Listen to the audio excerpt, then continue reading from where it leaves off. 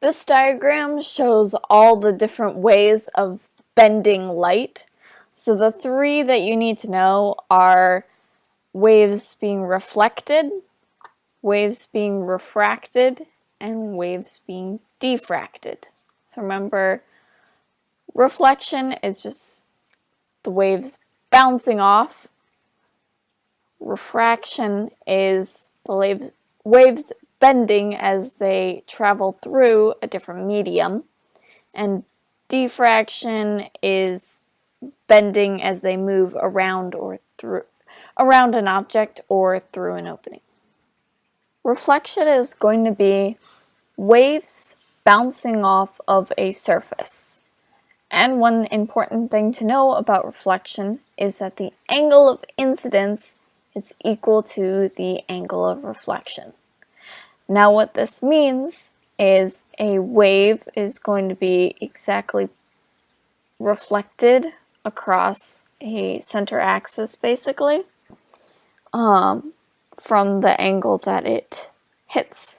So an angle like this, which is about 45 degrees, is going to go straight off this way. So it bounces here, right off.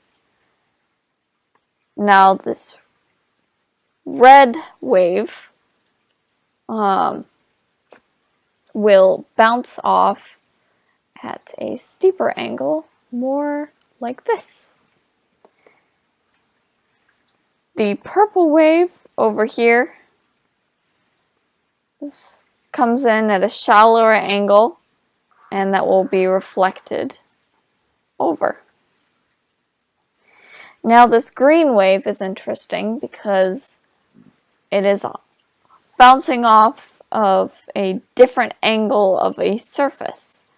So while the red, blue, and purple are all on this straight line, this green is on this slanted piece of rock, say. And so its angle will be affected by that. And it will come off more like this. Refraction is a way to bend waves, whether light or sound or any other type of wave. So refraction occurs when there is a change of direction in the wave from one medium to another, and due to the change in the speed of the wave. So, such as light passing through air versus passing through water, which is why you get the effect that when you put a straw in a glass of water, it looks like it's bending or breaking, because the light is being bent because it's traveling different from how it travels in the air versus how it travels in the water. This is also why if you go spearfishing, you want to aim slightly below where you see the fish, because it's going to actually be a little bit lower. This is also how you get all the pretty colors from prisms when you shine light through them. Another type of wave bending is diffraction. So diffraction is going to be the bending of waves as they move around an object or through an opening, basically. So this can be seen in this diagram here. It shows quite a large opening, and the effect of diffraction is shown but not very prominent, whereas when the gap is much smaller, the waves are going to diffract quite a lot. This also works or is affected by the wavelength of the waves traveling.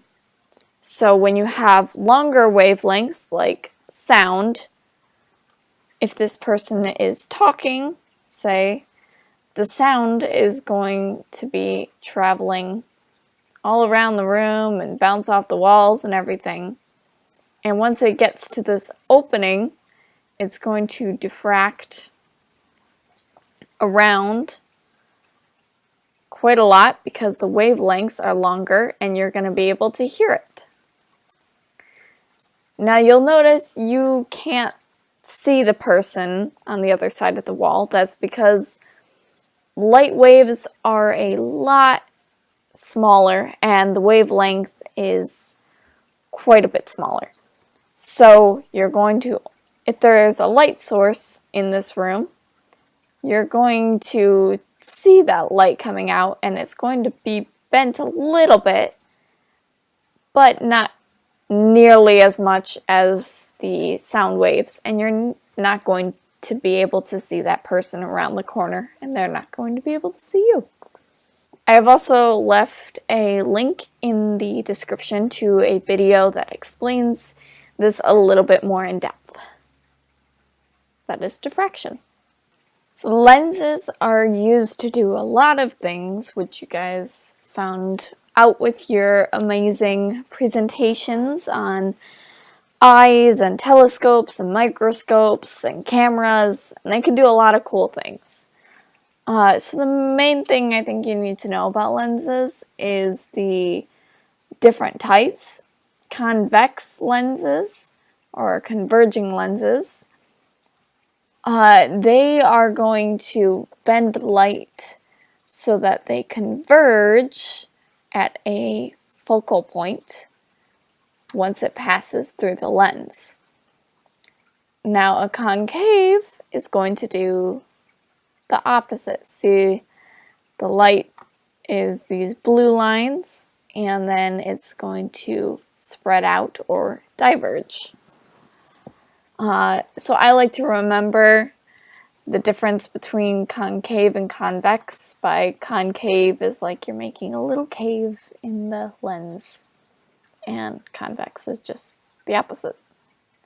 Now I found a cool website which I will leave a link to so you guys can find it and play around with it, that allows you to see what happens when you move this candle or a light source of some sort around, and you can change the height and the focus and different light rays, and it's just really cool to play around with it and actually see what's going to happen when you do different things. There's also a diverging option, and you can see what happens with that. Or you can also change it to a mirror. So like I said, I'll leave a link to the description for this website and you can play around with it for yourself. And that is lenses.